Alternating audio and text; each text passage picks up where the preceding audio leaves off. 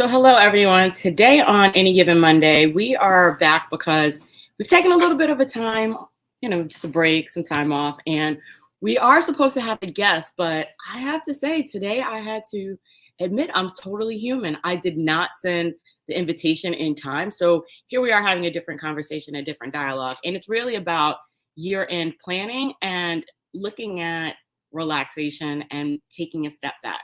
So, I say this because there are these points in time where you're working and you're trying to grind and you're really looking to accomplish everything that you set out in your vision board or whatever you planned for the year. And there are these moments where you can't always deliver everything. And so today is my human moment where I can really accept the fact that my guest can't be here because I didn't give her all the details to be here. So we'll have to reschedule that. However, what I would like to talk to everyone about, even if it's not for 30 minutes, it might just be for 15, is around what are the things that you can do to prepare your business for next year? And what are some of the things that you could do right now today to assess like where you are as it relates to your business and programming? So one of the things that I had to do was look at my P&L, the profit and loss sheet for my business, and look at all of the things that I had worked on over the years, which things brought in income, where I spent the most time at, and really what I was doing work-wise. Like, how are you spending your time? And is that in alignment with the business model that you set forth? So I've had the option or the opportunity to participate in a number of scalability programs and different programs to help me look at my business holistically and think about how do we narrow down what it is that we do at N18, because I was doing a lot. And this is the first time I'm really just talking about it. We started the business with the goal of teaching people how to leverage golf as a tool for business development and personal growth. And then it evolved into developing training content and being able to really speak to the importance of leveraging project management for anything that you're and everything that you're doing. So having developed and designed some custom trainings for project management, it was a great opportunity for us to see, like, as a company, what is it that we can do and offer to the community and offer to people to help them be more effective in their business. So developing customized training content became one avenue that we explored. What we found was it was more about the actual content in project management. When you think about every single thing you do, it is essentially a project. And so what I'm going to talk to you now about is how we started to pare down some of our offerings. So looking at the time that we spent teaching people golf, teaching groups golf, partnering with organizations and entities to share golf, organizing golf events to help grow the game, but then also raise awareness for a cause. Those are exciting opportunities to bring more people into the game. Assuming that you're all in alignment, these can be very profitable as well as positive experiences for everyone. One, the people that want to get into the game, they come and they find a safe space. Two, if you're looking to spend time with someone that you've worked with, it's a great place to do that in a non-bar or game. It's a safe space, but then it's open for dialogue and conversation. I always say basketball games are fun, but you're either watching the game or you're talking to the person, but you can't really effectively do both. And maybe it's just time to get to know someone, but you're not really engaging in dialogue. So that's what we love about using golf as a tool. That was easy to keep and hold on to. What we realized is that one-on-one coaching for golf specifically, that should be left to golf professionals that go to school to seriously just focus on game improvement. But there's this different segment of people that want to go to golf outings and they want to perform well and they want to have a good time and they want to invest some time in learning the game, but they're not necessarily committed to being like the next Tiger Woods. And that's where we come in. We can help you do that. So that was the easy lane to identify where we were generating a lot of revenue. The other area that we saw with the training was there aren't a lot of conversations around project management. Like, everything that we do is a project essentially. And how do you put on a project or deliver something with the framework that has been certified by the Project Management Institute, by many institutions, many organizations, because it provides you with a very repeatable model for success. And that's what we love about project management in general. Having a project management mindset, the importance of that is really just taking these practices and applying them to anything that you do. Are you assessing risk? Are you assessing the scope? Are you assessing the budget? Are you assessing the schedule? And are you working with your stakeholders and understanding what they're really asking for and then managing to those deliverables? Because what we often see is that a person will say, this is what I want to do. This is what my project is. This is what I'm paying you to do. And then they change. And that's essentially called scope creep. But then it's also recognizing that in this moment, we don't have a shared definition of success. And for the 20 years that I've been working in project management, one of the first questions I'll ask any stakeholder is, well, how do you define success? How do we know we're finished with this project? How do we know that everything is done? And what are we looking for to indicate that we're closer to the end or not?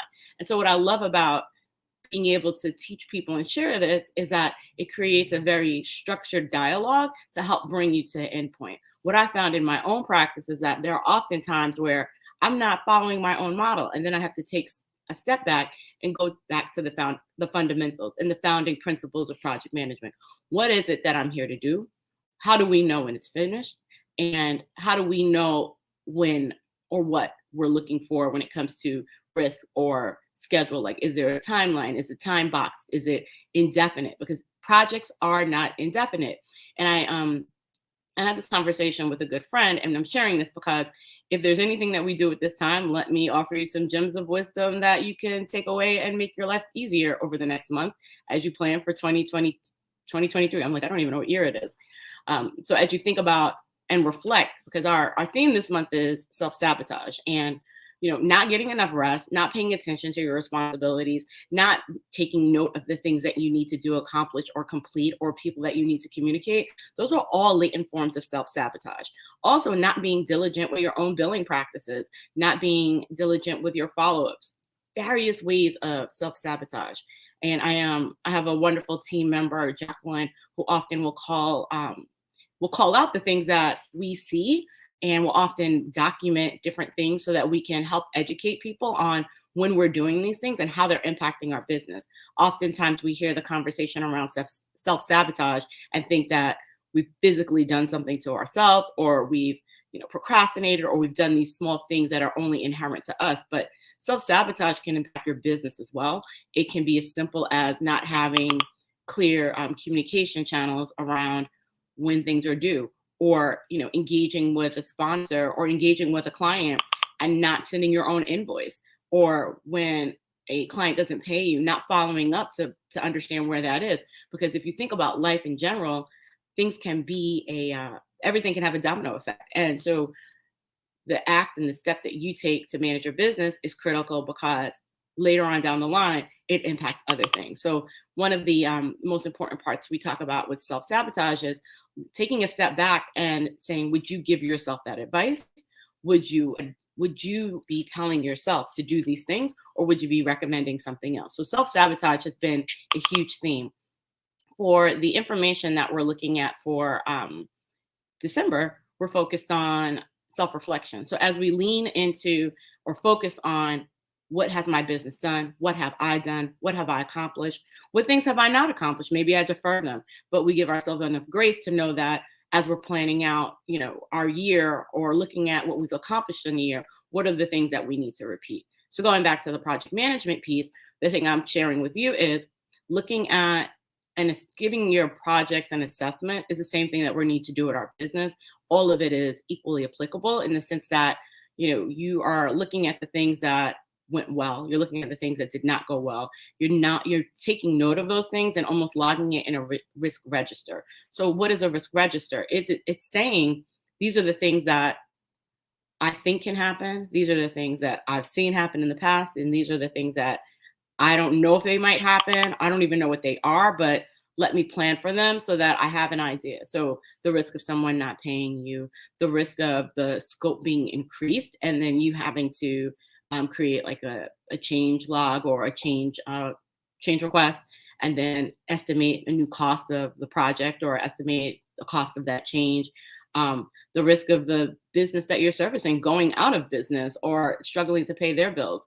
the risk of, there's so many risks, the risk of weather impacting your project and delaying the overall time frame, the risk of it suddenly dropping 40 degrees. And so you can't be outdoors in the same way you might have before, like with golf. So if we were doing an outdoor event, then I need to make sure that I'm at a place that has at least heated booths.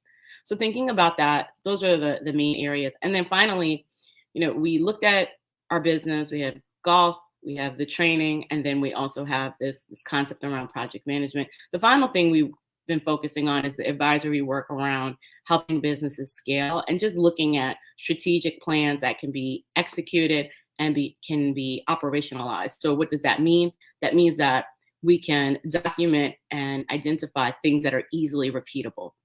Something that's easily repeatable, moving to a communication mechanism that allows your teams to work better together. So if you're a small or medium-sized business, the simplicity of using Slack as a communication tool eliminates back and forth on email, because now you can chat with one another.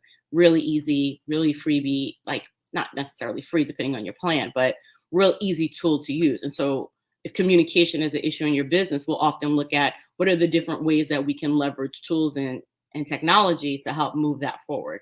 And for example, if something is an issue like around, how do I categorize the type of work? Then maybe the conversation is more looking at, what are the types of work that you do and how can we bucket this to create a chart of accounts that makes sense? And then how do you create a process that allows you to identify the client, tag the client, invoice the client, and categorize those invoices so that by the time it's time to pay, when you run your P&L reports or you run whatever reports you're going to run for your accountant, it's very easy to see what buckets the money came from. Another thing that we focus on, and just thinking of it from an operations perspective, is once the project is complete, what does your follow-up look like? How do you know that you've done the work that you've done? Well, that starts by logging all of the details as you're going along, because when someone wants to dispute whether or not you completed the work, you'll have a log of all the content and all of the things that you did from the first meeting to the next meeting, and being prudent and diligent in taking those notes of conversations and just kind of making a note as you go along of, I call it status reporting, but for the most part, it's your own internal status reporting, so that when it's time, you don't have to go back through emails and recall. You can say, for this client, I met on this date, that date, this date, and you can add that to your invoice when it's time to close out the project, because they can't debate what it is that you did and when you did it, but everybody's memory is short because we're all working on different things. So this is one tool that you can use to make your life easier. And when we think about like, what are other ways that you can streamline your processes, maybe it's as simple as taking a note of all of the places that you order your inventory from, and really looking at how can I schedule some of this? How can I, create more of a process around fulfillment, replenishment, so that it's streamlined and that anybody can do it. And it doesn't have to be you, the business owner, focusing on it.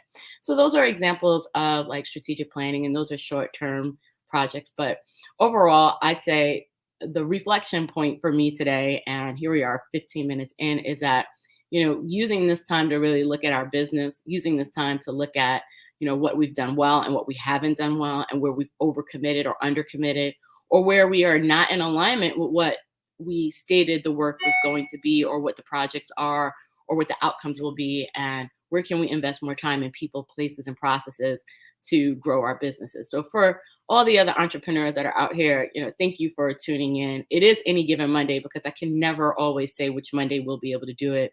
But as we prepare for the holiday season and we prepare for the Thanksgiving, Christmas, Hanukkah, all the things that you may celebrate, thinking about how do you want to end the year? What does quality of life look like for you as you run your business? What does growth look like in 2023? And how can you start to really focus on those things and be intentional with the time? And, I have a question here. Interested in the distinction between PM with small businesses, LLC, Corp, and tech sound the same? Yeah. So that's a great question. So the question from Rob, interested in the distinctions between PM with small businesses. It's more a PM mindset, because if you think about all of the different work products that you have, so as you have identified the scope of the project, like what am I doing for this client? An example that I can give you, yesterday I was talking to a friend and he said, I really think you should invest more time in VR. And I'm like, well, what about VR? Like, what does that mean? He's like, no, be specific. Tell me, let's talk about it. And so really, if I were to be approached, so when we were talking, I said, well, what would the scope of the project be? He said, can you ideate? Like, ideate. I don't know if I'm saying it right, but create the idea and the framework for what we can get funded, and give me that, and we can think about how to pitch it. So the project itself is around coming up with 8 or 9 ideas that are fundable or that are viable so that these things can exist and solve a business problem. So that project scope is very clear. And the question is, when do you need it by? How much time do we need it? That will impact it in general.